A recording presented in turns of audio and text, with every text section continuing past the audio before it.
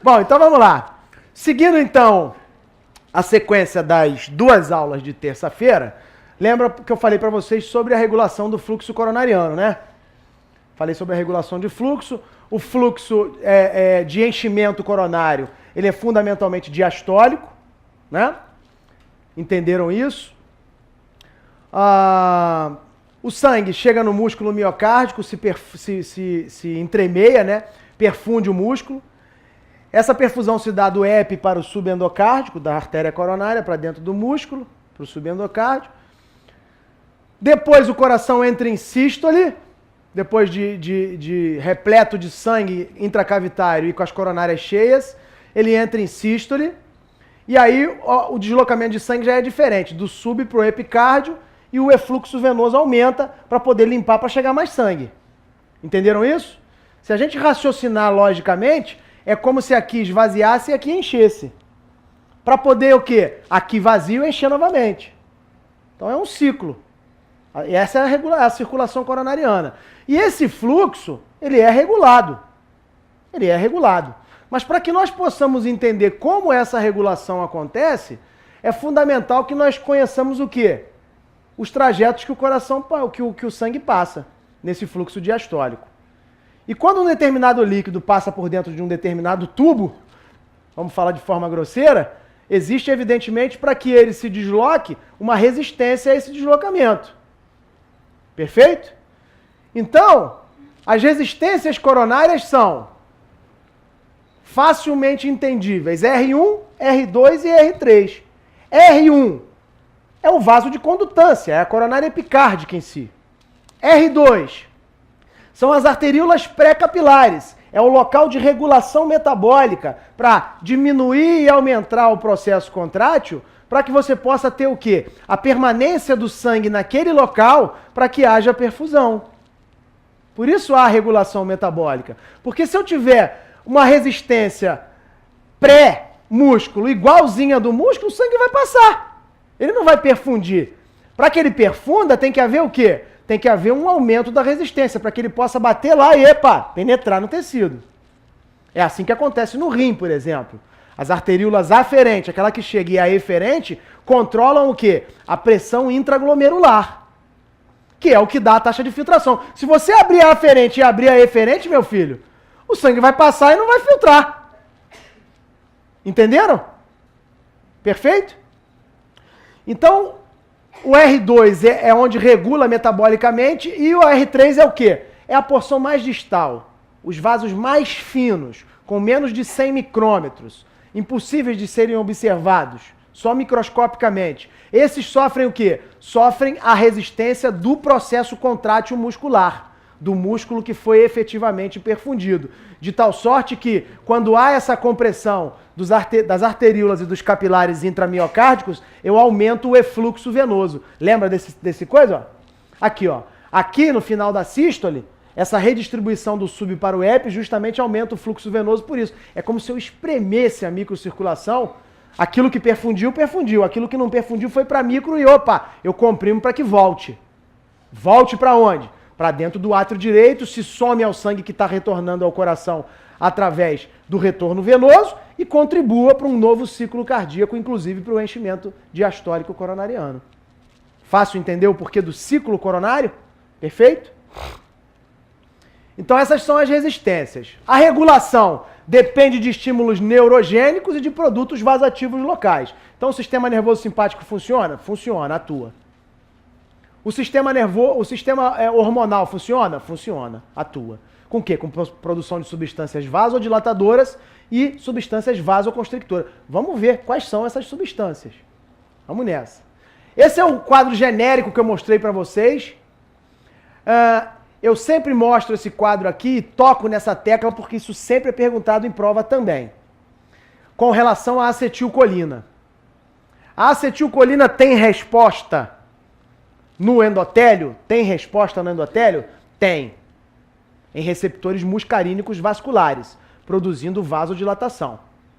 Através de quê? Através da via do óxido nítrico. Porém, lembra? Acetilcolina, óxido nítrico, bradicinina, lembra? Lá naquelas primeiros slides, lembra? E o simpático, norepinefrina.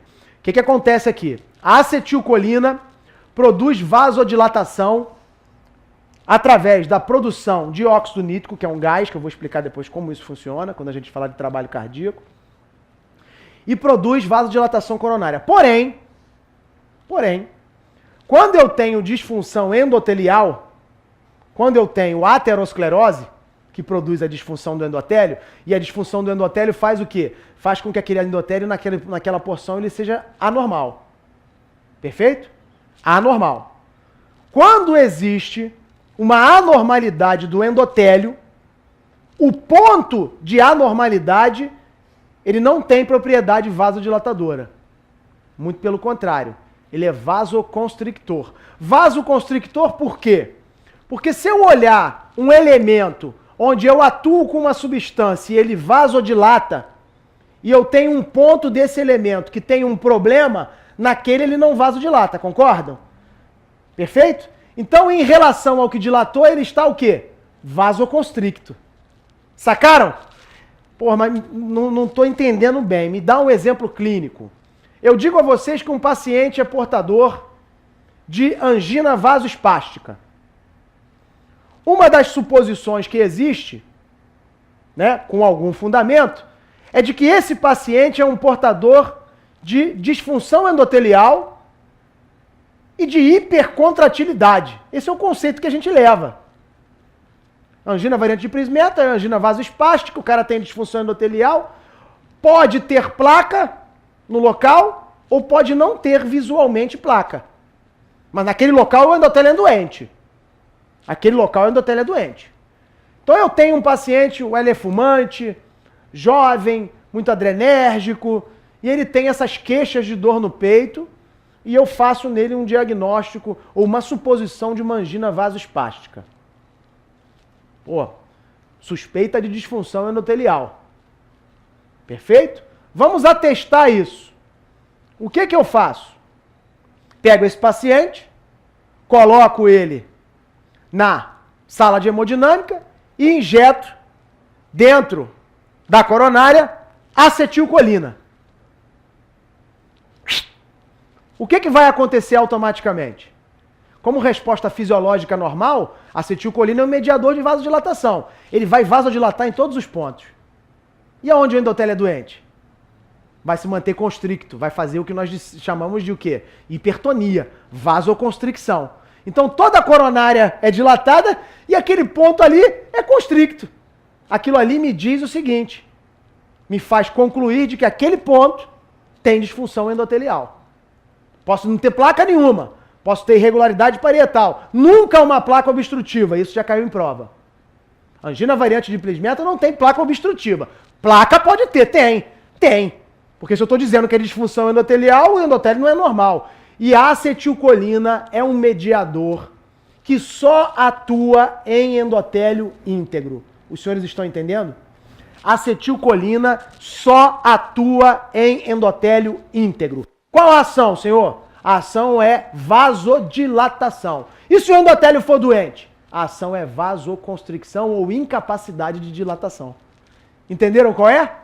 Perfeito? E isso foi feito em um experimento. O nego pegou e rasgou, removeu o endotélio, deixou só a camada lisa, jogou a acetilcolina, contraiu. Entenderam? Perfeito? Muito bom. Então eu sempre trago isso. A acetilcolina é uma substância que só atua em endotélio íntegro. As outras atuam com menor produção, né? Fazendo vasodilatação, mas atuam. Ainda atuam. A acetilcolina só se o endotélio for íntegro. Tá? Se ele for doente, é vasoconstricção. Ele não responde de jeito nenhum. Tá, gente? Então essas são as resistências. R1, que é o vaso de condutância, que é a artéria epicárdica. R2, que é o local de regulação metabólica. Vasodilatação, vasoconstricção, para manter uma cabeça de pressão para perfundir o músculo. Entendido até aí? E o R3? A resistência compressiva do subendocárdio, não é isso? Indo, fazendo o quê? Comprimindo as microartérias, microcirculação, fazendo com que o efluxo venoso aumente e você consiga limpar daquele sangue que foi utilizado, que perfundiu e papapá, consiga limpar a circulação para um novo ciclo de enchimento coronariano. Entendido até aí? Então, eu posso depreender que, para que haja perfusão, vê se vocês concordam, R1 conduz, R2 e R3 resistem. Está compatível ou não? Então a resistência em R2, ela é maior que em R3 e é maior que quê? Muito maior do que em R1. Está compreendido isso? Está compreendido? Isso é fisiológico. Se eu tiver resistências iguais, não há perfusão. A passagem, né? Se não regular metabolicamente, como é que eu vou conter o sangue, a chegada e a passagem do sangue, para que ele possa penetrar no tecido? Estão compreendendo? Perfeito? Por isso que eu digo para vocês o seguinte: peguem um paciente com infarto agudo, vaso fechado, infarto com supra-DST, vaso fechado, parede parada, assintomático, que evidentemente por esse vaso aqui está ocluído, R1 está suprimida, R2 e R3 terão que estar metabolicamente respondendo de que forma? De forma vasodilatada. Aí você vem aqui, desentope esta merda aqui e entope a porra da microcirculação. Como é que esse cara vai se recuperar? Como é que entupido ele vai produzir substâncias que possam manejar fluxo para sustentar a vida desse tecido? Então isso é uma ignorância. Porque jamais posso pensar que pode ser má fé recanalizar uma coronária, um médico recanalizar uma coronária que está fechada numa parede parada num paciente assintomático, com 24, 48 horas de infarto. Desculpa, é ignorância. É ignorância, é falta de conhecimento. Porque se tem conhecimento, pelo amor de Deus, nem aceita fazer isso. Fala, não, eu não aceito fazer isso, porque isso é um absurdo. Entendeu como funciona? Então isso é o fisiológico. Entenderam como perfunde? E se eu interpuser, presta atenção, se eu interpuser uma lesão ali, obstrutiva grave, o que acontece? O que acontece?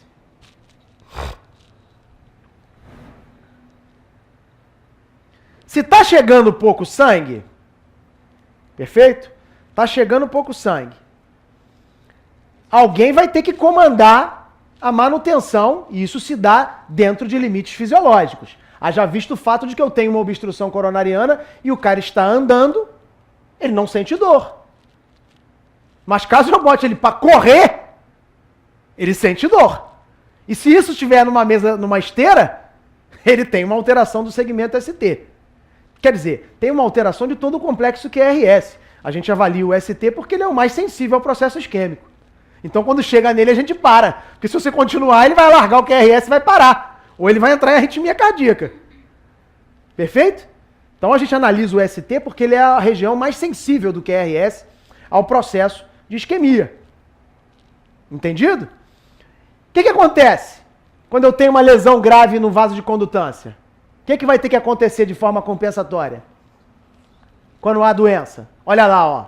R1 está maior do que o final do circuito, não está? Claro, tem uma resistência aqui, um anteparo à passagem de sangue. Então R1 é maior que R3. Perfeito? E R3 é o quê? R3 obrigatoriamente vai ter que ser maior do que R2. Por quê? Porque o sangue terá que permanecer aqui para que ele possa perfundir o tecido, porra. Sacou? Como é o estado normal? Agora a pergunta, quero ver se vocês já raciocinaram mesmo. Se eu sei que quando eu tenho uma obstrução, eu trabalho com R1 e trabalho com R3, resistências aumentadas nessas duas porções, qual é o estado natural, não estou dizendo isquêmico, porque o isquêmico vocês já vão me dizer, né? O isquêmico vocês já sabem. Mas o estado natural de R2 num paciente que tem obstrução coronária. Está andando aqui, por exemplo, estou andando aqui na rua, e eu tenho uma lesão de 80% na descendente anterior, no segmento proximal com médio. Terço é coisa de missa. Segmento proximal com médio. Qual é o estado natural? Se lá no final tá resistente e aqui tá resistente, como é que eu tô aqui no meio? Vasodilatado, porra. Vasodilatado. Vasodilatado. Por quê? Porque eu tenho que, entre essas duas resistências, conter o sangue para que ele perfunda. Perfeito? Mas o que acontece na verdade? Que quando o doente tem doença aterosclerótica, também essa microcirculação é comprometida. Inclusive pela produção de substâncias vasodilatadoras. E também vasoconstrictoras, que são produzidas em excesso. Quando eu perco essa autorregulação da resistência R2 no sistema coronariano, senhoras e senhores, está aí demonstrado a isquemia cardíaca. Sacaram como funciona?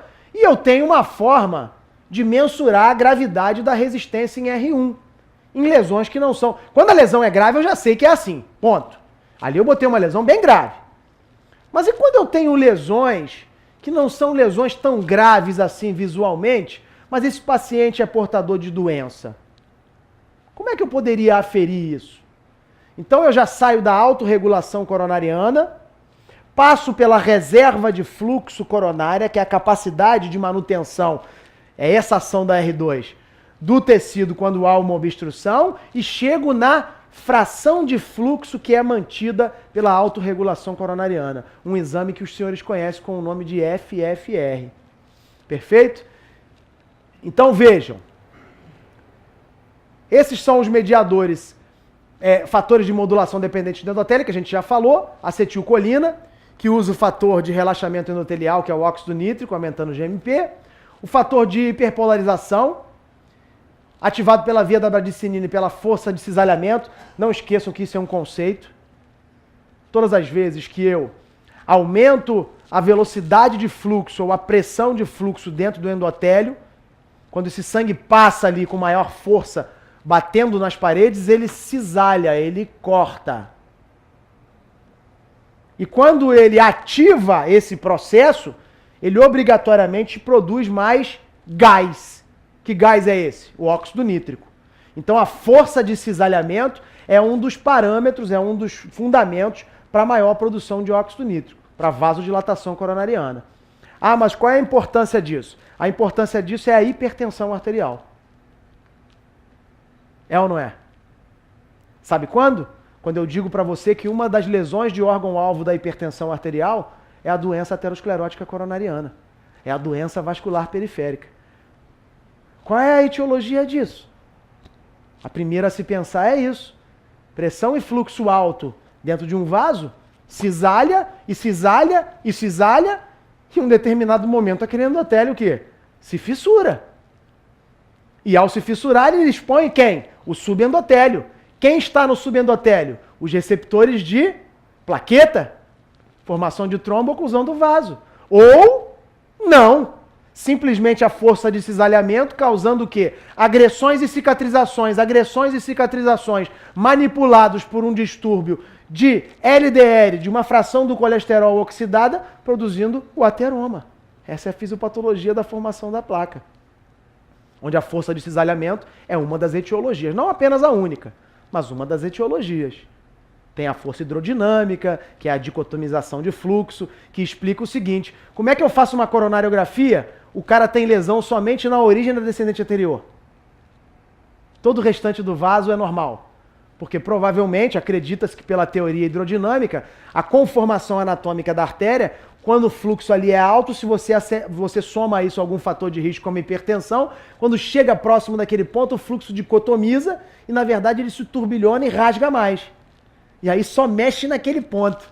Isso é uma teoria, evidentemente que não é comprovado, mas é assim que poderia se pensar fisicamente. E é assim que se pensa, para justificar esse tipo de fenômeno, uma lesão localizada. Então essas são as substâncias vasodilatadoras. Dentre essas aqui, a única vasoconstrictora é a endotelina, endotelina 1. E lembrar o seguinte, que a endotelina é um mediador de vasoconstricção e com ação prolongada. Todos esses mediadores de vasodilatação têm uma ação fugaz, por isso que eu tenho mais vasodilatadores do que o vasoconstrictor. Os principais vasoconstrictores são a endotelina e a angiotensina 2, que também é produzida a nível vascular. Sacou? Então, presta atenção, a angiotensina 2 é da via da bradicinina. E a via do óxido nítrico é essa via do GMP cíclico. Então, quando eu disser para vocês que fazendo a supressão do sistema renina, angiotensina, aldosterona, eu reverto a disfunção endotelial. Tô certo ou não tô? Claro. Claro. Paciente portador de angina variante de Prismetal toma o quê? IECA. Existem outros mediadores, Rogério? Existe. Produção excessiva de tromboxana 2, comprometendo a via de produção de prostaglandina. E o que eu faço? Utilizo aspirina em baixa dose, inibindo a ciclooxigenase. Reverte disfunção endotelial? Reverte. Também. Pela via do tromboxano. E o que mais, Rogério? O que mais? Lembram da oxidação do LDL? Lembram? Não é produtor e perpetuador do ateroma? Então, quando eu reduzo significativamente os níveis de LDL oxidado, eu tenho o quê? Menor conformação de ateroma e é um reversor de disfunção endotelial porque fica mais saudável. Eu enxugo a quantidade. O que acontece quando eu tenho um ateroma? A placa aterosclerótica, ela é composta de quê? De células espumosas ou de tecido fibrótico. E isso vem de quê? Vem das concentrações de LDL. Quando você pega um ultrassom intracoronário, já viram um ultrassom intracoronário? Quem aqui já viu um ultrassom intracoronário? Já viu? Ali tem uma escala de cinza, não tem? Que vai do preto ao branco. Completamente branco é cálcio e o preto é lipídio.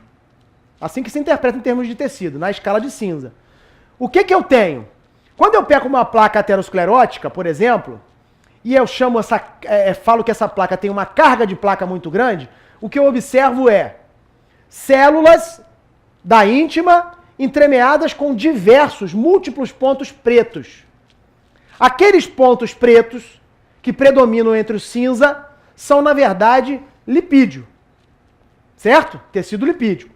Quando eu reduzo drasticamente o LDL, abaixo de 100, abaixo de 70, eu faço o quê? Eu faço com que esse LDL que está dentro da placa, ele seja neutralizado, ele seja removido. Eu comando esse sinal. E eu faço o quê? Um enxugamento da placa. Então, quando vocês pegam um estudo asteroide, que mediu placas coronarianas de um tamanho, e depois de um tempo de tratamento, observou que essas placas eram menores, isso não é reversão absoluta da doença coronariana. Isso é redução absoluta do conteúdo lipídico da placa. Os senhores entenderam? Porque se essa placa for fibrótica, ela não fissura. Se ela for lipídica, ela fissura. Porque quanto maior a concentração de lipídio, ela vai empurrando a capa e fica igual um furúnculo. Já viram um furúnculo, né? Aquilo que vocês chamam de carnegão. Aquele ponto que fica ali branco, esbranquiçado, naquela montanha que parece um vulcão, é igualzinho à placa coronariana. Só que ali o que você está vendo são células inflamatórias. Se você fosse olhar isso na placa, seria lipídio. Então a capa fica fina, por algum motivo existe um consumo dessa capa através de substâncias inflamatórias, e uma delas envolvida no consumo da capa da placa é o que se chama de metaloproteinase, devoradora da capa. Essa capa se rompe, o endotélio se expõe, o trombo se forma e o cara faz um evento agudo. Se isso não acontecer, o ateroma vai se desenvolvendo por um processo de doença e cura, doença e cura, doença e cura. Entenderam? O evento agudo, ele é regido o quê? Pela quantidade de lipídio contida na placa. Porque uma placa fibrosada tem muito menos chance de ter um evento agudo. Idoso tem mais doença por quê? Por placas graves. E jovem? Jovem é mais lesão moderada, que tem muito lipídio. E outra coisa, alguns implicaram a estatina, ou ainda implicam o uso de estatina, a ocorrência de calcificação coronária. Ora, dá para entender. Se eu tenho maior quantidade de lipídio na placa aterosclerótica e eu suprimo essa quantidade de lipídio, ela se torna mais fibrosa. Se torna ou não? E o produto final da fibrose é a calcificação. Mas isso, na verdade, a fibrose ou a redução desse lipídio tem um efeito protetor. Por isso a estatina reduz mortalidade. Sacaram agora? Esse é um dos motivos. Né? Além da produção, são os efeitos pleiotrópicos. Efeitos diferentes de somente a redução do LDL. Perfeito, gente? Então, mereci esse gancho para vocês lembrarem disso daí. Os mediadores metabólicos, adenosina, canais de potássio sensíveis ao ATP, hipóxia e acidose. Essas todas são estruturas capazes de mediar, né? De mediar o processo de vasodilatação.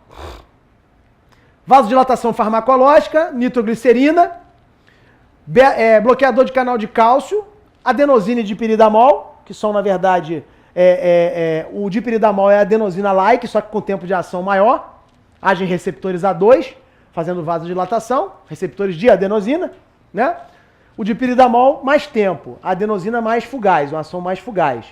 Ah, por que usa mais DIP do que a adenosina? Porque a adenosina você teria que fazer uma injeção contínua para manter vasodilatação. E a adenosina, não sei se vocês sabem, é caro. É caro a adenosina, não é barato não.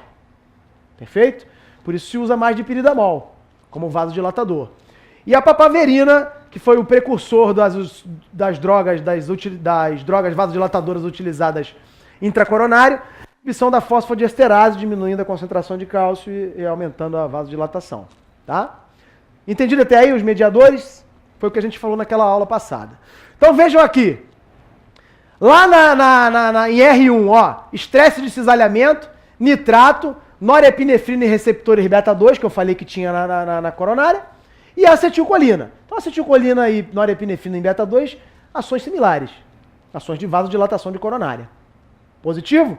E o estresse de cisalhamento produzindo mais óxido nítrico e os nitratos. O que é o nitrato? O nitrato é se pegasse uma gota de óxido nítrico e botasse dentro da sua boca.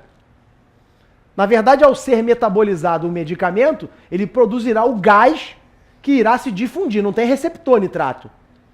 Ele passa através da célula, da parede da célula, que é uma parede o quê? Uma parede lipofílica, não é isso? Uma parede lipídica, então o gás se difunde bem, ele vai por ali, entra na região subcelular e quando entra na região subcelular, ele ativa a via do GMP cíclico. Perfeito? Fazendo com que haja vasodilatação. Sacaram? Então é um gás que se difunde.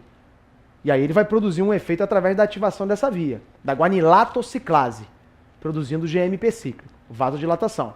Perfeito? Então, o nitrato é um doador de óxido nítrico, o que acontece na verdade. E dentro da microcirculação, quem regula? Quem regula a microcirculação, que são os vasos menores, né, arteríolas. Quem são? O estresse de cisalhamento também. O nitrato, alguma ação. Mas, fundamentalmente, a adenosina, os canais de potássio ATP sensíveis, a norepinefrina em beta-2 no músculo cardíaco. Isso está bem entendido? As substâncias que comandam? Não é para decorar, porque quando a gente for falar de doença coronária, quando a gente for falar de insuficiência cardíaca, a gente retoma esse pensamento. É para, eu lembro disso, que é a vasodilatadora. É isso. Eu sei o que é óxido nítrico, né? É só isso. Vasoconstricção. Aí são os efeitos antagônicos, ó. Norepinefrina em alfa 1, aí é trancar mesmo. Aí é trancar. Tromboxano A2, olha aí o que genase, com a aspirina. A aspirina tem alguma ação vasodilatadora coronariana, sim. É verdade. Não é magnífica, mas tem. Além disso, desativa as plaquetas. A histamina, a endotelina e a angiotensina 2. Antigamente só se conhecia a endotelina e a histamina. A histamina foi a primeira substância vasoconstrictora que se estudou. Aí depois descobriram o eixo da bradicinina, né, para poder chegar a substâncias que teriam essa capacidade. Perfeito? Então é uma das substâncias vasoconstrictoras que também tem propriedades vasodilatadoras. Perfeito? Mas prepondera aqui, ó, a 5-HT é vasoconstrictora. Lá na microcirculação são as mesmas substâncias e as mesmas substâncias. Então, quando eu falar que eu estou suprimindo o sistema renina-angiotensina-aldosterona, eu estou atuando em R1 e estou atuando em R2. Então, é bom a aspirina para microcirculação. Sacou? Perfeito? É bom a utilização de inibidores da enzima conversora da angiotensina para a microcirculação, para o sistema colateral, para a reversão da disfunção endotelial. Boa? Então isso foi o que a gente falou de autorregulação coronária, né? 70-40, reserva coronária e fração de reserva. Vamos explicar a fração de reserva de fluxo. Essa é a capacidade de se autorregular para manter fluxo, aqui é o normal. Você consegue ir até 40 milímetros de pressão média coronariana, o que deve dar 30, uma diferença de 10 milímetros para a pressão diastólica. Então você consegue perfundir a coronária com pressão diastólica de até 30 milímetros. Depois se perde a autorregulação. Se perde a autorregulação. E o que é perda da autorregulação? Colapso, morte. Para a função. Entendido? Então a autorregulação acontece até aqui. Mantendo o quê? Em torno de 0,75, quando está vazio, a 7 ml, 5 ml de sangue por quilo por ação. Essa é a dosagem. Então há uma variação grande. Quando o cara tem algum fator que aumente o consumo de oxigênio do coração, veja, olha o que acontece. A reserva dele já tem que ser o quê? Já tem que ser um pouquinho maior. Ele não tolera, quando ele tem algum tipo de patologia, que você vá até 40 de pressão de perfusão. Não aguenta, não tem perfusão. Perde a autorregulação. Então os níveis ficam mais altos. Só atura até 60. E em vasodilatação máxima. E veja que ele não consegue aumentar o fluxo. Então, quando há doença, aquele aumento de 4 a 5 vezes do fluxo coronariano através da autorregulação normal, ele fica abolido. Por isso os caras entram em processo de isquemia. Tá? E aqui, repouso e exercício FFR. FFR é a fração de fluxo mantida para a artéria coronária a despeito da presença de uma estenose. Então vejam, quando eu estou no repouso, olha o que acontece. Presta atenção. Existe um tônus microvascular. Lembram? Condutância, R1 e R2 está como? R2 está resistindo um pouquinho para perfundir. Isso é o normal. Funcionando normal. Quando eu entro no modo de exercício, maior consumo, eu tenho que vasodilatar para dar maior aporte de sangue pelas coronárias para o músculo cardíaco que precisa de mais contração, de mais oxigênio para fazer mais ciclo. Perfeito? Então o que eu faço? Eu vasodilato a artéria, eu vasodilato a microcirculação, estão vendo aqui? E lá na microcirculação menor, ainda menor que nas artérias intramiocárdicas, eu tenho aumento da resistência R3. Sacaram? Para conter o sangue na região do músculo, mas chegando numa quantidade maior, por vasos de condutância. Ponto. Entendido até aí? Perfeito. Aí eu vou lá e coloco uma lesão. Tá entendido? Deu para acompanhar? Tudo é o raciocínio. Tem que ter. Senão se perde. Se ficar ruim, fala que eu volto. Aí eu interponho uma lesão. Perfeito? Quando eu interponho uma lesão aqui, você há de convir que a microcirculação precisa dar uma dilatadinha para ela ajustar, é ou não é? Então eu aumento R1 e R3. E R2? Dilata. Perfeito? Eu tenho uma ação de vasodilatação da microcirculação. Boa, entendi, perfeito, Rogério. Então esse paciente tem uma lesão intermediária que varia entre 50% até 75%.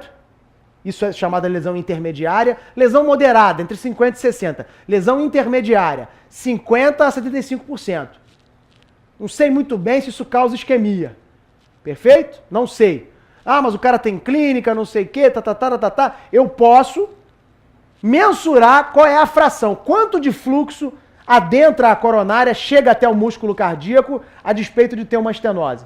Então eu tenho aqui ele no repouso, microcirculação dilatada suavemente, uma resistência devido a uma placa aqui, só que o gradiente, a diferença de pressão entre pré e pós-lesão é de 30 milímetros de mercúrio.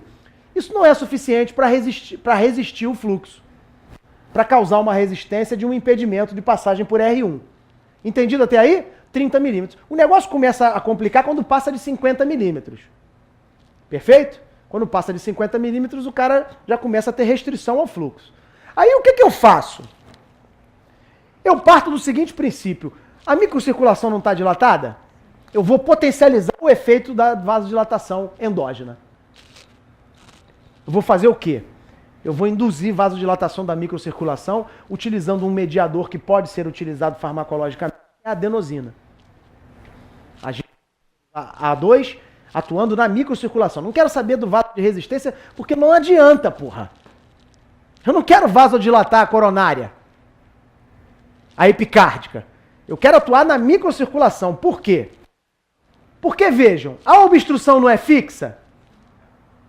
Então, antes da lesão, a pressão, ela não muda. Vai mudar depois, se for importante. Perfeito? Então eu tenho 100 milímetros de mercúrio aqui, antes da lesão. Tenho a lesão e aí eu induzo vasodilatação potente da microcirculação. A pressão na microcirculação desaba. Se a obstrução é fixa e aqui antes da lesão é 100, e eu vasodilatei a posteriori, no pós-lesão, a tendência é que eu tenha o quê? Uma diferença de pressão aumentada. Então eu tenho um aumento do gradiente. Aumento do gradiente. Quando eu aumento do gradiente, aí eu faço o quê? Como isso daqui está vasodilatado e está chegando pouco fluxo, a perfusão diminui. Diminuição de perfusão, senhores, é isquemia. Perfeito? E aí tem uma mensuração que começou em 75% do fluxo, 0,75. E os trabalhos a posteriori elevaram esse valor, porque havia uma zona cinza entre 0,75 e 0,80. E aí assumiram valores dentro dessa zona cinza, onde você não conseguia determinar efetivamente se era isquêmico, de 0,80. Então vejam, para que serve a zona cinza? Meu amigo, se um paciente que tem uma lesão coronariana é examinado por vocês, faz um FFR acima de 0,80, essa lesão não é isquêmica. E lesões não isquêmicas, quando revascularizadas, são igual a morte. Então, o estudo FAMI, que utilizou o FFR em multiarteriais, definiu que tratar lesões não isquêmicas é induzir a morte. Claro que não foi um número de mortalidade enorme, com uma robustez, nada disso. Porque mortalidade em cardiologia precisa de número, e número grande. Né? Claro, dependendo da incidência da patologia e, logicamente, da quantidade de pessoas que morrem em virtude da doença. Né? Mas nesse caso aqui especificamente, da isquemia, vejam vocês, tratar uma lesão que não é isquêmica, além de ser ignorância, é iatrogênico. Perfeito? E assim surgiu o conceito de fração de reserva de fluxo. E quando eu tenho o FFR abaixo de 0,75? Abaixo de 0,75, com certeza o paciente é isquêmico. A despeito da lesão angiográfica poder ser até moderada, ele é isquêmico. Porra, então por que não faz isso para todo mundo? Porque é um método caro, perfeito? É um método caro, pouco disponível, que demanda um tempo, e nós temos exames funcionais que são completamente capazes de detectar isquemia. Então não existe sentido de fazer um FFR ao invés de se fazer uma cintilografia miocárdica. Porque a cintilografia miocárdica continuará sendo uma medida de isquemia, por quê? Porque é a única capaz de, dentro da cascata isquêmica, observar o metabolismo da célula. Perfeito? Porque célula ruim, radiotraçador não vai passar. Vai dar fibrose. Se passa parcialmente, vai ficar apagado parcialmente. Sacaram como funciona? Perfeito, gente? Então, vejam só. Entenderam como é o FFR? Como isso aumenta e aí dá noção de isquemia. Pô, então quando seria interessante? Nesse caso do FAMI. Pega um paciente multiarterial, lesão de DA, lesão de direita, lesão de CX. 3 stents. Não, 3 pontes. Pera aí, calma. Vamos fazer o FFR nele. Tem uma lesão aqui que é 70%. Faz o FFR 0,95. Precisa mexer? Precisa mexer? Não. Entenderam como funciona? Eu consigo seletivar as lesões que efetivamente são isquêmicas. Sacaram? A esse fenômeno de indução da vasodilatação da microcirculação com a utilização de adenosina designa-se hiperemia. Hiperemia. Esse fenômeno de vasodilatação é hiperemia. Por quê? Porque quando o vaso dilata, o sangue fica ali, então fica vermelhão. Hipervermelho, hiperemia, hipersangue. Ok? E isso desencadeia essas medidas que dão para mim a conotação de se é isquêmico ou não. E aí, quando eu, por exemplo, nesse caso de multiarterial, Aham. aí eu peço um CAT, peço para medir a FFR? Não, na verdade, aí ela está perguntando, quando eu faço um CAT, o cara é multiarterial, eu peço para fazer o FFR, se houvesse a disponibilidade, seria o ideal. Mas geralmente o que acontece? Quando o paciente vai a cateterismo, ele já passou por um estudo perfusional. E o estudo perfusional tem uma boa acurácia em definir os territórios que são isquêmicos ou não. Então é o seguinte, é triarterial, perfeito? Triarterial. Foi feita uma cintilografia de bom padrão. e só há isquemia no território da descendente anterior. Por gentileza, trate a descendente anterior.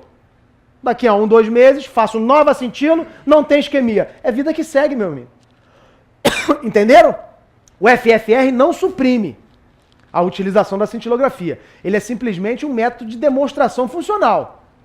Sacaram isso? Nada tem a ver com ultrassom. Isso é uma das maiores imbecilidades que eu já vi na minha vida. E isso matou o ultrassom intracoronário. Eu faço muito ultrassom intracoronário. Faço pro meu uso, pro bem do meu doente. Porque muitas das vezes o convênio não paga. Mas eu faço. Como eu sou centro formador em ultrassom, eu tenho a facilidade de ter catéter para poder utilizar. É outra coisa. Mas, ultrassom não é método para definir lesão. O dia que o nego falar isso para vocês, tem uma lesão aqui de 60%, mas, pô, é no tronco. Vamos fazer um ultrassom. Besteira. Ultrassom é um método anatômico. Lesão de 60% no tronco é cirúrgico, meu irmão. Mais de 50% para reduzir mortalidade. Mas ela tem uma nuance que a DEAça... Não, aí você está vendo posicionamento anatômico. Pode acontecer. Redistribuição da placa com manutenção do luz. O ultrassom consegue ver isso. Mas jamais aceitem o conceito de que o ultrassom é capaz de dizer se a lesão é isquêmica ou não. Porra, tá de sacanagem. Ultrassom é um método anatômico. Método funcional na sala de cateterismo, querido, é o FFR. Esse diz se é isquemia ou não. Ultrassom só vê anatomia. É como a coronariografia, só que com uma visão melhor. Uma disposição espacial mais acurada. Entenderam isso? Muito bom. Entenderam o FFR, né? Aí depois que a gente acabou a autorregulação, a gente foi para a microanatomia do processo contrátil. Aí já fica mais fácil de entender, a aula já é mais fluida. Presta atenção. Primeiro a gente vai escalar a seleção, né? Quem são os componentes da célula muscular cardíaca? Não é isso? Tá aí, com o padre Washington, o Jaspion, o Mário, o Papa Francisco, o Einstein e o Russo. Então vamos lá, vamos escalar. Quem são as estruturas, as organelas celulares que a gente tem que conhecer? Vamos lá. Primeiro, o cardiomiócito. O cardiomiócito é a célula cardíaca. Tem a sua peculiaridade, ela é diferente da célula do músculo esquelético. Funciona basicamente? Funciona, mas a nobreza da ação é diferente. Quer comparar a contração de um músculo com a contração de um coração. Até porque nós somos cardiologistas, vamos advogar a nosso favor. O coração é lindo, tanto é que ele é o órgão do amor, perfeito?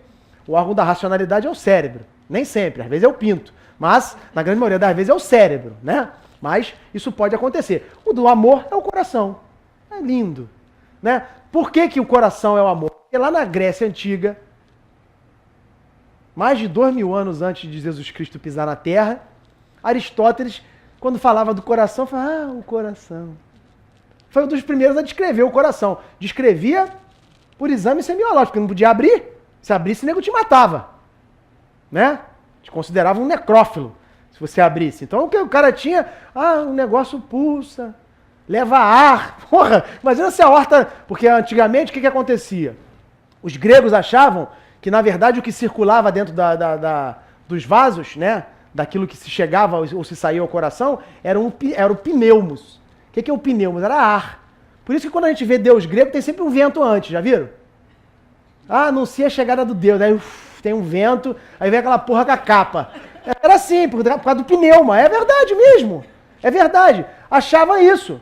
Os primeiros a descrever a circulação falavam aqui circula sangue e aqui circula ar. Porra, se circular ar aqui é embolia pulmonar, filho, tá morto. Não tem como.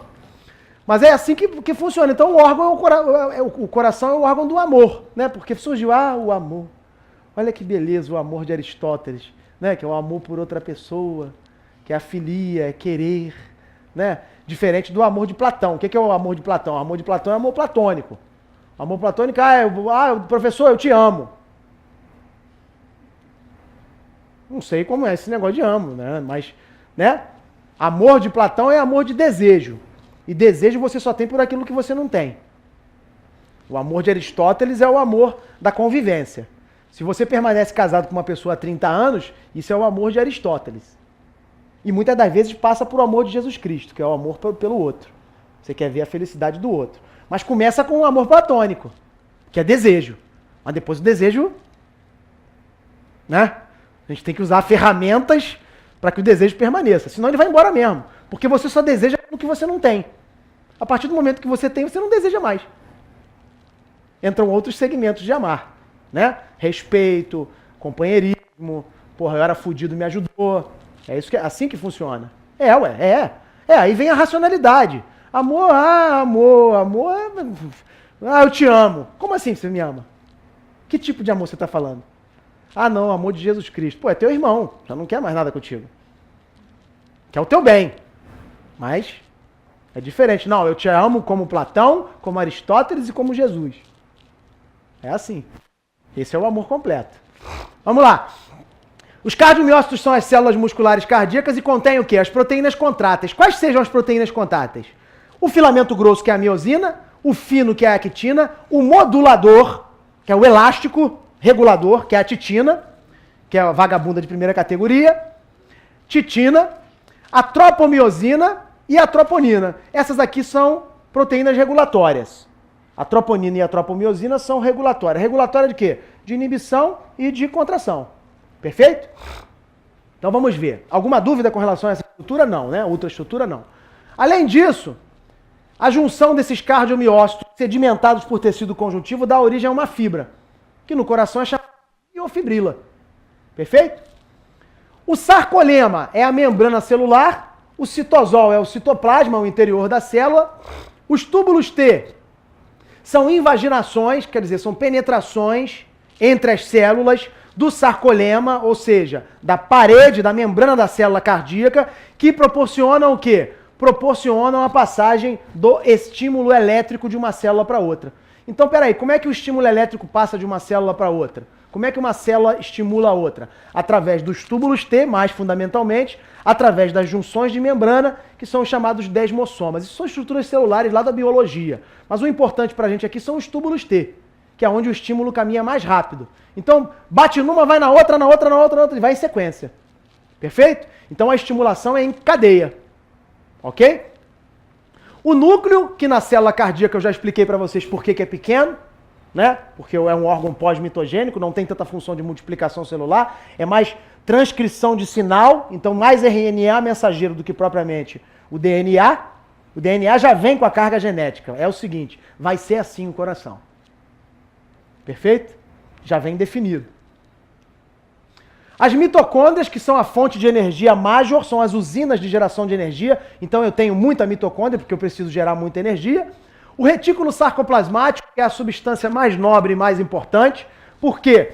Porque é o local de armazenamento do cálcio que efetivamente será utilizado na contração. Mas também é o local para onde o cálcio que foi utilizado, ou que não foi utilizado no processo contrátil, irá retornar para que você acabe com o processo de contração. Então, quando eu tenho contração e encurtamento do sarcômero, eu uso muito cálcio. O citosol, o citoplasma fica repleto de cálcio, só que eu não posso ficar só contraído, eu tenho que relaxar. Para que eu relaxe, esse cálcio tem que ser retomado para dentro dessa reserva. E essa cisterna o faz como? Esse processo diastólico. Tem uma bomba na parede, chamada cerca, né? Que ativada por energia, tem uma proteína que desativa o estado de paralisação dessa bomba e faz o quê? Faz com que ela comece a ciclar, trazendo o cálcio do citosol. A partir do momento que o cálcio sai de dentro do citosol, de dentro do citoplasma da célula, para dentro desse reservatório, ele ficará ali o quê? A fibra descansa, esse é o período de diástole, por isso é um processo ativo, diástole, precisa de sanidade da fibra, a fibra tem que ser saudável, ele relaxa, novo cálcio dentro do retículo, fica esperando a próxima onda de contração. Esse é o ciclo do cálcio para o processo de contração e dilatação, e de relaxamento. Entenderam isso? Então, diástole é um processo ativo, dependente de energia. Não fica achando que é só degradou o cálcio, não. Não.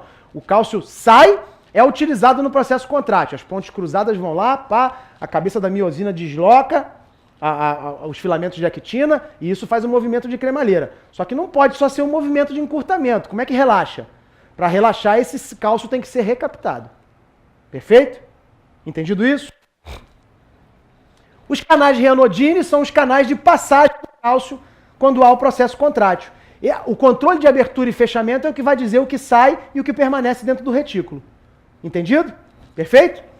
E a cerca, já falei para vocês, que é a bomba que é ativada pela fosfolamban, e traz o cálcio que irá ficar no retículo sarcoplasmático ligado a algumas proteínas. Ele não fica também dentro do retículo passeando, ele fica colado. Cálcio é garoto, tem que ficar o quê? Com a garotinha, com a menininha. Então é calcicoestrina, calreticulina, são as meninas que ficam com o cálcio ali abraçada namorando ele, entendeu? E ficam ali, ó, fica aqui comigo. Aí, ó, pô, o canal Raianodinho tá me chamando, então vou vazar. Tchau, beijo na boca e fui. Perfeito? É assim que funciona. Essa é a composição, então, daquilo que eu acabo de falar. Esse é o sarcômero, que é a unidade funcional do coração. Essas linhas Z, na verdade, são linhas de Zunker, né, de limite, no alemão. Então, são os limites. O tamanho do sarcômero é dado pelas linhas Z, onde ele começa e onde ele acaba. Perfeito? São limitações para que você entenda anatomicamente qual é o tamanho do sarcômero, onde ele está contido.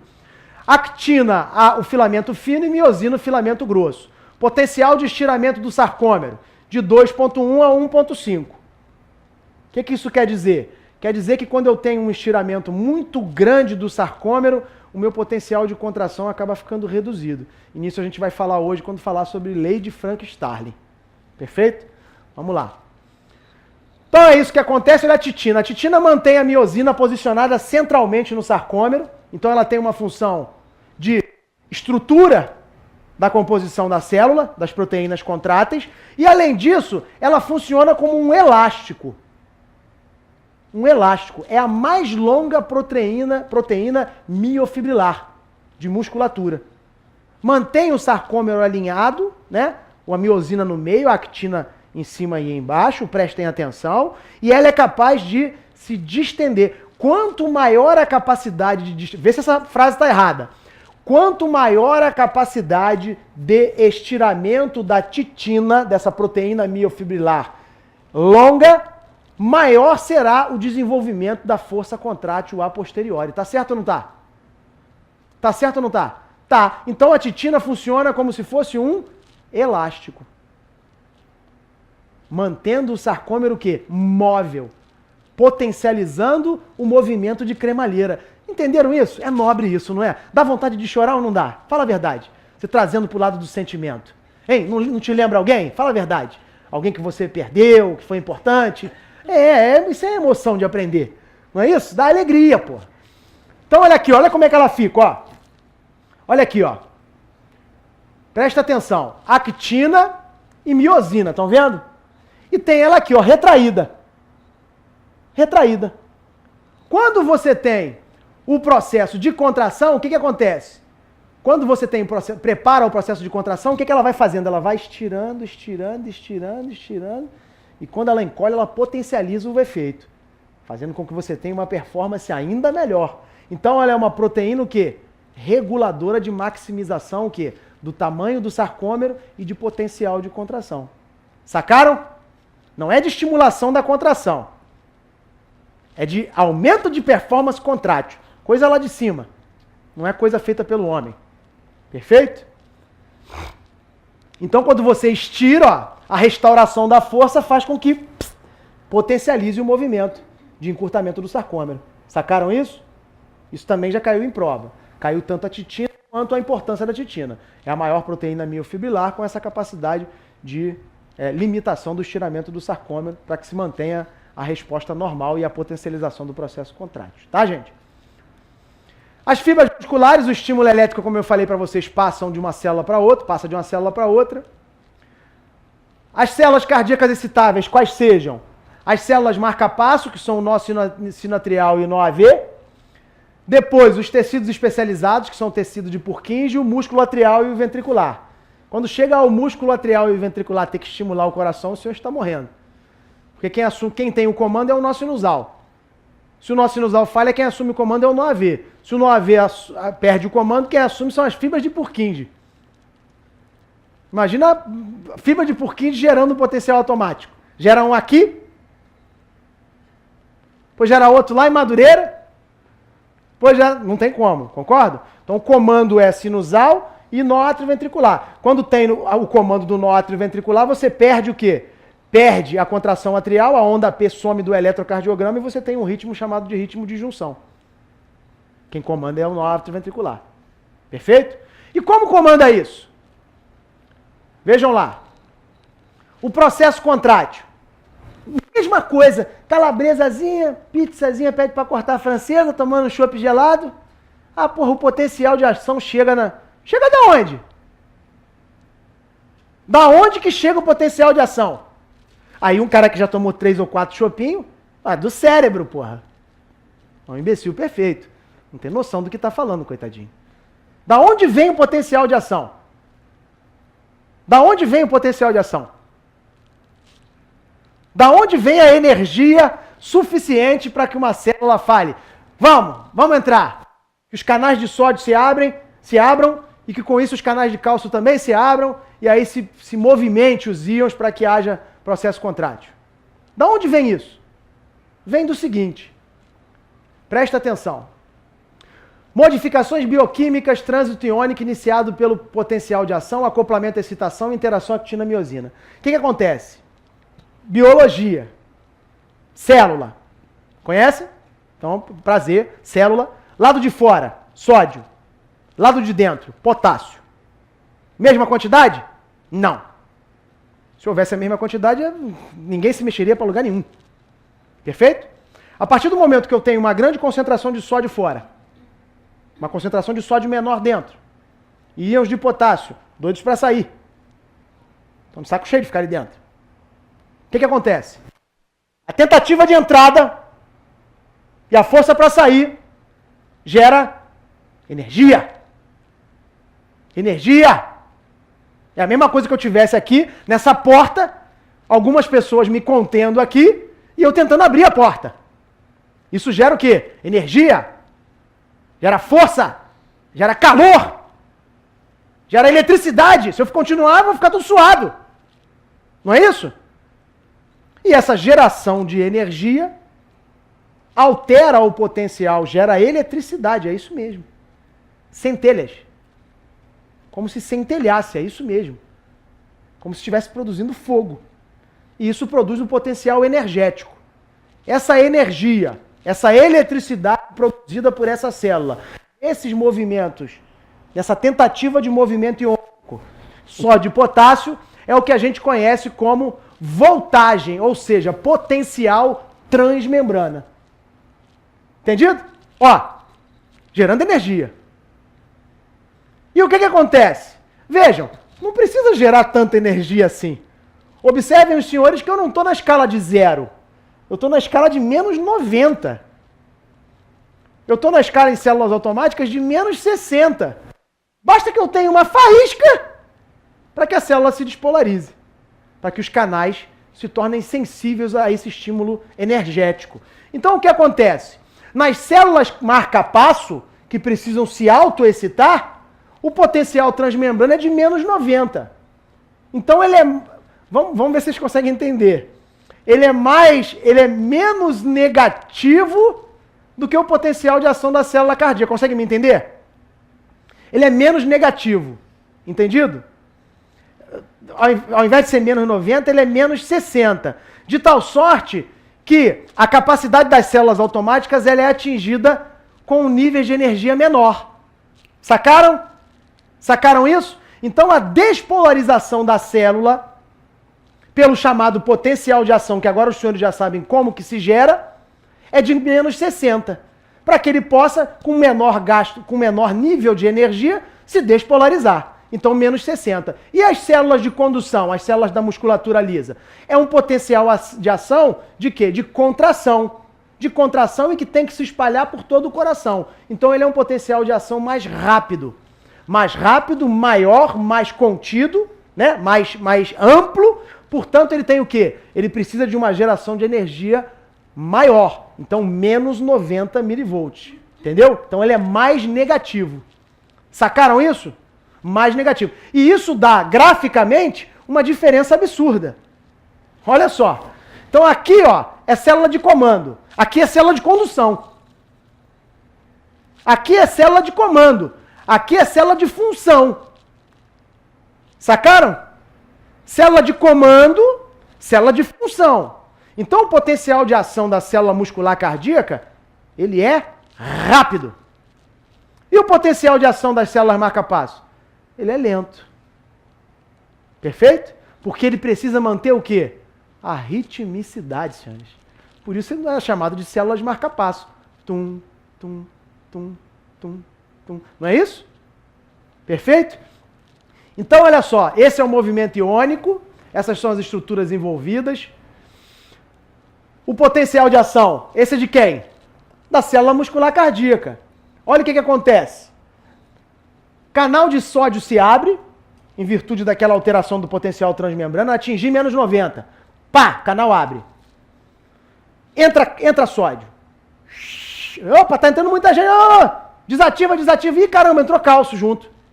Pelos canais de cálcio. E aí você tem o quê? Um influxo de cálcio, só que a quantidade de íons que vem entrando é muita. Vamos conter esse processo. Para! Pelo amor de Deus, o que está acontecendo? Vai desregular a célula. Então você tem um platô. O platô me diz o seguinte: os canais de sódio já começaram a se fechar e somente os canais de cálcio estão abertos. Sacou? A partir daí, para que a célula se repolarize, o que vai ter que acontecer? Vai ter que trocar a valência de potássio. Então o potássio começa a sair. Isso é o efluxo de potássio. Então a abertura dos canais de potássio ocorre na fase final do potencial de ação cardíaca. Quer que eu prove isso?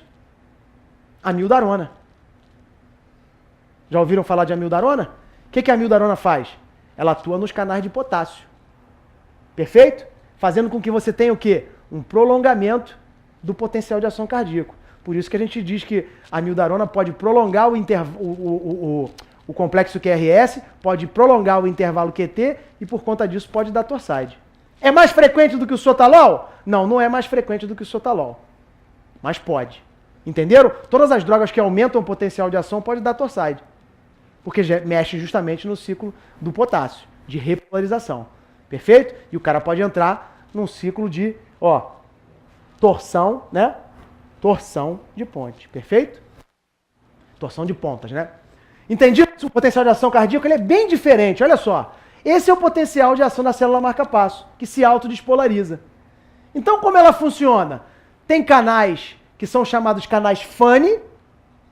Por que são funny? Porque quem pesquisou achou que ele era engraçado. Engraçado por quê? Porque é parecido com o canal de sódio, rapaz, filho da puta.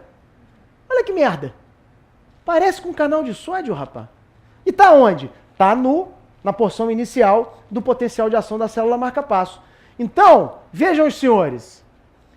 Quando eu tenho a ativação desses canais funny, que são... Aqui tá 4 por quê? Porque 4 é a fase de repolarização dos canais de sódio lá do final do potencial de ação, que seria a fase 0 do começo do potencial de ação da célula muscular. Entenderam isso? Dá para entender? Ou não? A fase 4 aqui, na marca-passo, é a fase 4 daqui, que passou para cá, ó, que é a fase de equilíbrio. A fase 4 do potencial de ação, teoricamente, a célula está em equilíbrio. Está tudo certinho. Sódio fora, potássio dentro. Entenderam? Aí o que acontece? No potencial da célula marca-passo, em menos 60, eu tenho os canais funny. Aqui está em repouso, praticamente. Eu abro os canais, aqui nessa fase 4, já começam a se abrir esses canais funny. Perfeito? Em menos 60. Somado a isso, eu tenho a abertura dos canais de sódio, na célula de marca-passo, com influxo de cálcio.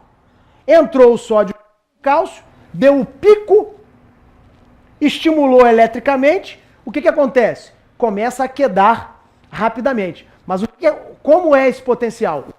A célula ele é lento, porque se ele fosse rápido você não teria ritmo. Entendido? É um potencial lento, para dar tempo de vir uma outra onda e você estimular novamente. Se autodespolarizar, ok? Isso demanda um tempo, por isso ele é um potencial mais lento. Esse é o potencial lento. E tem uma droga que atua em canais funny. Que droga é essa? Já caiu 2 vezes na prova. A ivabradina. A ivabradina. Que é uma droga utilizada no tratamento da insuficiência cardíaca. Em que condição? Em que condição eu utilizo a ivabradina? Para todo mundo? Não. Para que paciente? Paciente onde eu atingi a dose terapêutica sempre. Medicina não se usa sempre, mas aqui é sempre. Para pacientes onde eu atingi a dose terapêutica de beta-bloqueador, as doses utilizadas em trabalhos, doses máximas, e o paciente ainda continua taquicárdico. Ou eu cheguei a uma dose que ele fica descompensado, se ele ficar muito deprimido em termos de sistema beta-adrenérgico, e aí o cara ainda está taquicárdico. O que eu considero taquicárdico em paciente com insuficiência cardíaca? São frequências cardíacas acima de 90. Saca a diferença? Quando eu faço uma medicação beta-bloqueadora para suprimir o sistema adrenérgico num paciente com insuficiência cardíaca, eu quero que ele tenha pressão de 75. Quando eu faço um beta-bloqueador num paciente portador de doença isquêmica, eu quero que ele tenha 60. Sacaram a diferença? Porque o mecanismo é a estimulação adrenérgica. Tu tá de sacanagem que se botar o cara bater a 50? Se ele bater a 50 com insuficiência cardíaca, ele vai morrer, pô. Vai entrar em descompensação, porra. Não existe isso. Não existe isso. Porém, em alguns pacientes com dose de beta-bloqueador ou que não toleram, mas aí é na contraindicação, jamais prescrevam ivabradina em um paciente que não está utilizando beta-bloqueador. Que não seja por contraindicação. Isso é burrice específica. Isso é burrice específica. Perfeito? Jamais prescrevam ivabradina para um paciente que tem ritmicidade. Se o cara fibrila o átrio, se o estímulo elétrico está completamente descoordenado, quem é você para mexer nos canais FANI? Vai fazer merda, não tem nenhum tipo de atuação, concordam? Só há atuação na redução da automaticidade por bloqueio dos canais FANI. Perfeito? Se está instalado um estado de anarquia, não tem como fazer se não tiver em ritmo sinusal, porra.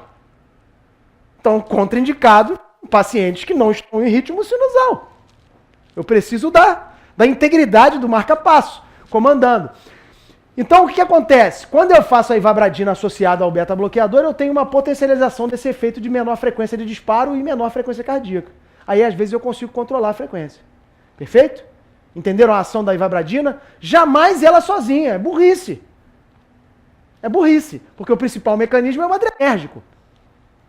E é no adrenérgico que a gente tem up down regulation. Lembram? Então jamais pode ser mais importante do que a ivabradina. Ivabradina nunca foi utilizada isoladamente. Diminui a mortalidade na insuficiência cardíaca. Opa, quando associado à medicação terapêutica padrão. Está bem claro no livro. Está bem claro no livro. Que você tem que estar tomando todas as drogas. Não como primeira escolha. Não faz sentido nenhum. Perfeito? Olha a diferença, dá para ver bem, né? Visualmente agora a gente consegue ver bem. Potencial lento, potencial rápido. Esse é o período refratário do músculo cardíaco. Toda a duração do potencial de ação é o período refratário efetivo. Não adianta eu estimular que a célula não vai responder.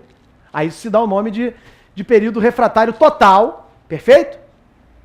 E período refratário absoluto. Não adianta mexer com ela que ela não vai responder, ela está respondendo a outra coisa. Perfeito? Após o processo, já no final, no processo de repolarização, eu tenho um período relativo que é o seguinte, dependendo da carga elétrica, da energia que for gerada, eu consigo despolarizar. Perfeito? E eu tenho um período supranormal. Esse é o pós-potencial de ação. Esse é o da isquemia. Esse é o do infarto. Esse é o da morte súbita por arritmia. Sacaram? É o chamado fenômeno R sobre T. Já ouviram falar nisso? Quando a onda R cai sobre a onda T, tchau e benção. A tendência é que o paciente evolua com fibrilação. Ataque ventricular e fibrilação. Então é o pós-potencial. É um período onde a célula, qualquer coisinha que você fizer, dá um beijinho no pescoço, ela só desmilingue toda. Entenderam qual é, né? Perfeito? É o supranormal. Esse é o processo contrátil. Descrevendo esse processo, o complexo troponina-tropomiosina inibe a ligação actina-miosina. Então a concentração citoplasmática de cálcio ela é muito baixa. Perfeito? O estado de repouso é esse. Pouco cálcio. A abertura do potencial chega, os canais de sódio se abrem. E quando os canais de sódio se abrem, também se abrem os canais tipo L. Os canais lentos de cálcio. Por isso dá aquele platô no potencial de ação. O cálcio entra. Essa pequena quantidade de cálcio que adentra a célula é que vai liberar muita muito cálcio de dentro do retículo sarcoplasmático que sairá do retículo através dos canais de Raynaudini. Sequência de pensamento perfeita. O cálcio liga-se à subunidade C, né, para que haja efetividade do processo contrátil. Subunidade C de quem? Da troponina.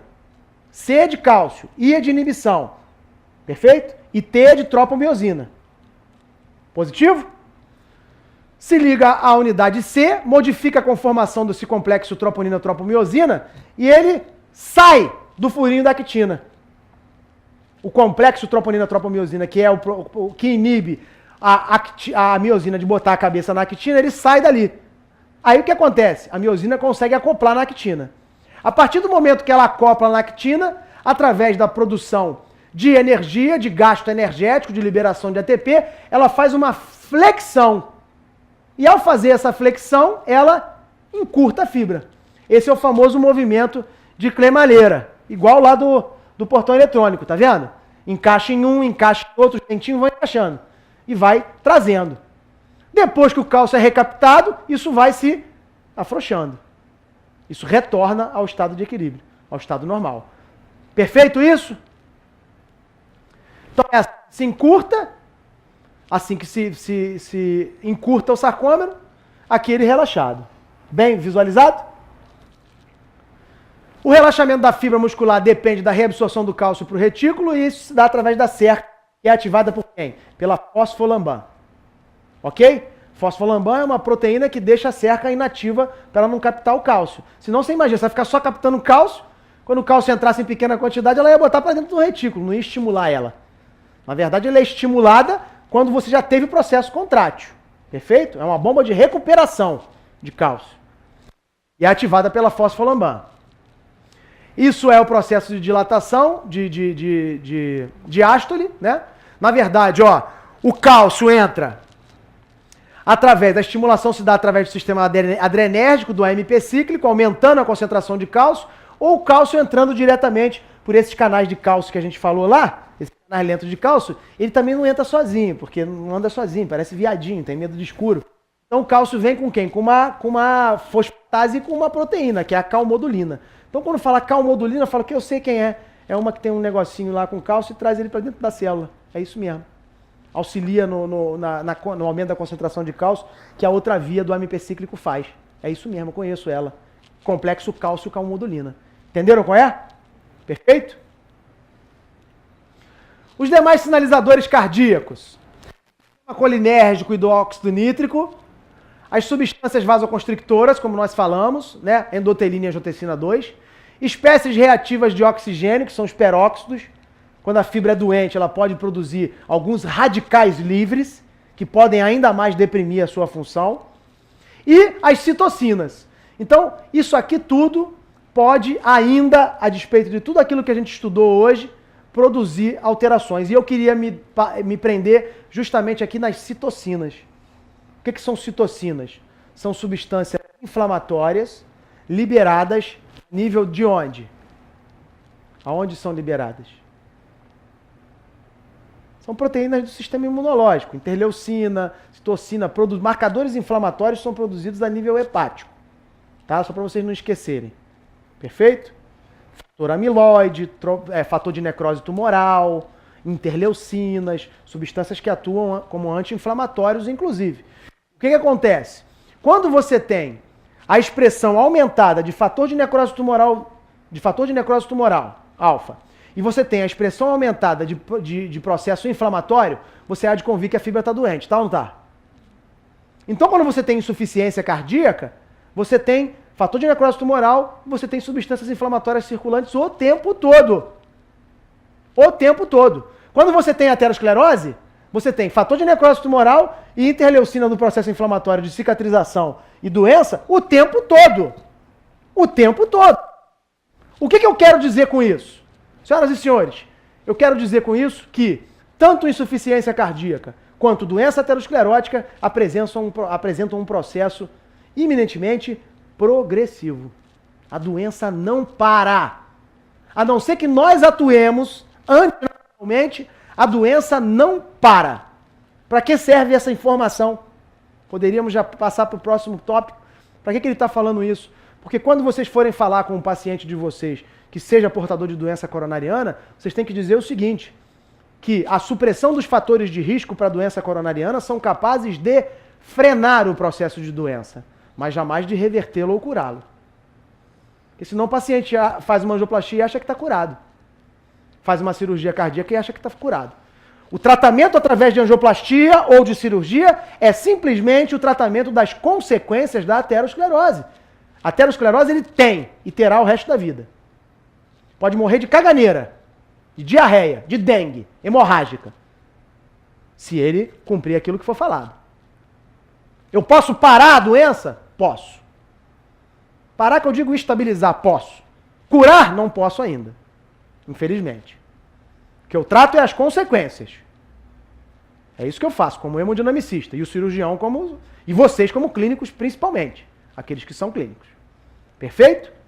Então eu não consigo frear a doença. Se eu controlar os fatores de risco, eu não consigo acabar com a doença. Eu consigo frear a doença.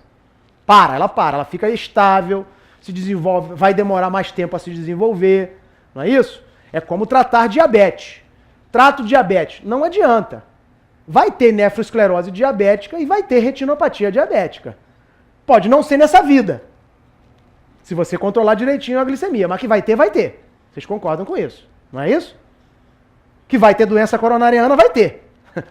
Não tem como. Vai ter. Mas se vai ser nessa vida ou não, quem vai decidir vai ser o médico que trata e o paciente. Que são capazes de, controlando, retardar o aparecimento. Não é que não vai ter, vai ter. Mas você pega um insulino dependente, por exemplo, o Washington, jogador de futebol. O padrão coronariográfico dele com 22 anos de idade é igual de um velho de 70. Diabético insulino dependente. É uma doença muito mais agressiva. Perfeito? Ok, gente? Então esses são os demais sistemas e a citocina demonstra o quê? Progressão. Inflamado e o quê? Fator de necrose tumoral. É o mesmo que tem no câncer. É o mesmo que tem no câncer. É o mesmo que tem. As interleucinas são as mesmas que ficam circulantes quando a pessoa tem neoplasia. É a mesma coisa. Por quê? Porque a doença é progressiva. Ela vai avançando. Bom, mais 10 minutos de intervalo e a gente volta para a parte